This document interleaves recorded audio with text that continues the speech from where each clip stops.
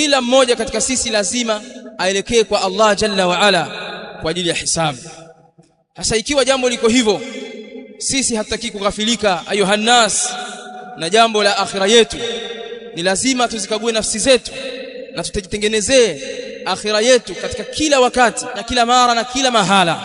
Ulitafakari jambo la akhira yako, vipi utapokutana na Allah jalla wa ala, ni kitu gani utakachojieleza kwa ajili ya kujikomboa na adhabu ya Allah subhanahu wa ta'ala.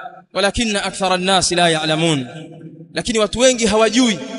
Watu wako katika ghafla kwa kiasi kikubwa sana. Tusije tukafika mbele za Allah jalla wa ala tukamlaumu na kulaumu nafsi zetu. Kwa nini sisi hatukuwa kadha? Kwa nini hatukuongoka? Kwa nini hatukusikiliza mauidha tulikuwa tukipewa? Kwa nini hatukufanya ibadati?